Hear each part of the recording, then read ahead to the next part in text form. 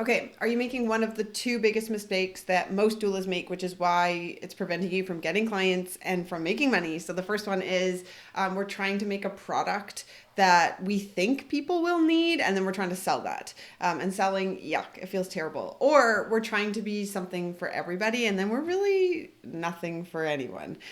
So we've been solving this problem over the last couple of videos. So go back and make sure you watch those because we're talking about really who we want to be working with. So that's problem or the mistake number two that most people.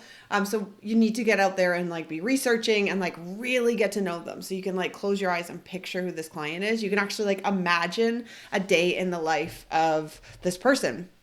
Okay, so again, we've got two videos that's walking through how to figure this out. And so now we're going to be talking about what are you selling them? And so this is about your offer. Now, an offer is different than a product. Your product is your doula service or your childbirth education, but the offer is really like what you're solving. So, the offer is like an empowered birth or a successful, or, an attempt at a more successful VBAC or fat affirming care, something like that. And so, we are thinking about the client, and then we're thinking about something that client has told you is their problem or their pain point, like what's keeping them up at night, and we know what these are because we've been listening, right? And because active listening is one of the key skills for doulas to be really great. And so their clients may have told you directly, like, I'm plus size, and they're already saying I have to have an operative birth, and implying that like the BMI means something about my health, any of those. So like that's their problem and they're telling you. But sometimes it's all the things that they're not saying, or they might be joking about it. So some of the things that could look like is a client listing everything that they feel like they need to get done before the baby comes. And so they're really having a time problem. Or they might be telling you a story in their prenatal about, something to do with their partner and them, like having a clash as far as a communication about like you can foresee being a problem with their co-parenting once the baby's here. And so you probably have a list of maybe like 4 to 6 problems that are coming up all the time.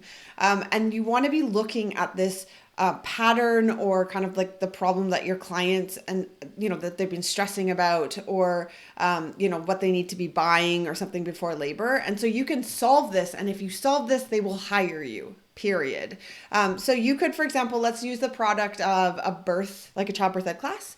So rather than saying like, come take my childbirth ed class, because they already feel like they have too much to do if they are the people that are listing all the things that they have to get done, or they feel like they have to get done.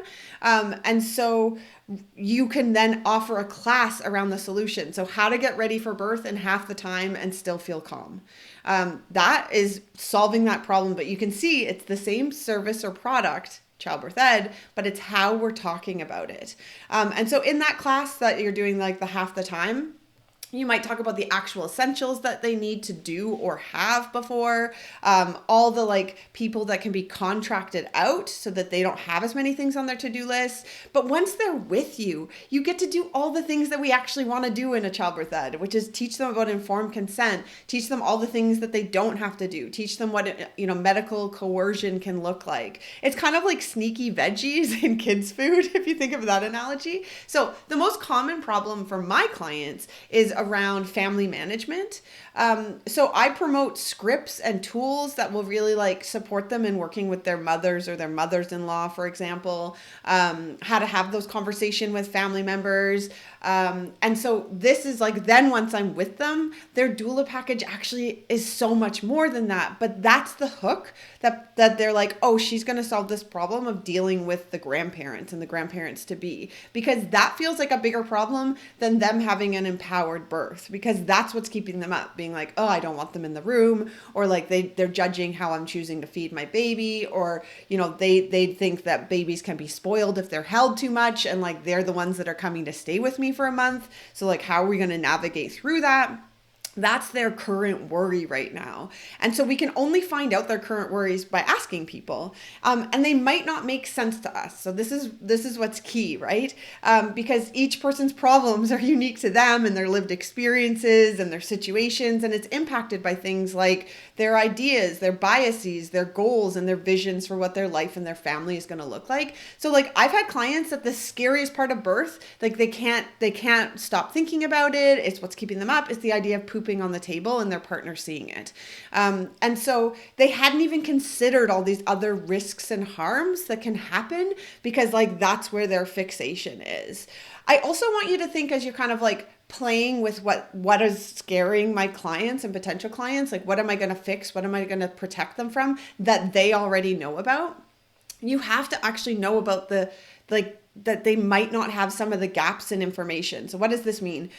So a lot of doulas put on their websites that they support or like they provide the solution of continuous care. So we all say it, like we provide continuous care, continuous care, continuous care.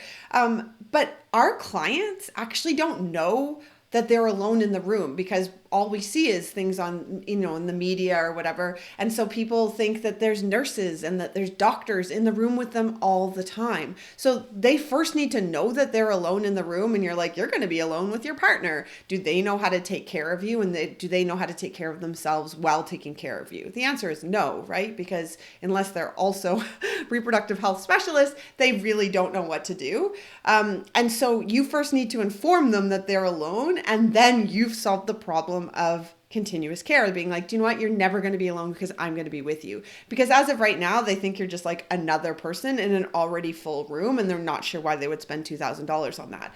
So I want you to think about the problems that you solve for people and how they're stressing and like how doulas can fix that, rather than the statistics that most people share, which is like lower epidural rate, higher birth satisfaction, all of these things, which they're like, yeah, but they're like looping on their mother-in-law, or they're looping on pooping on the table, or they're looping on something else.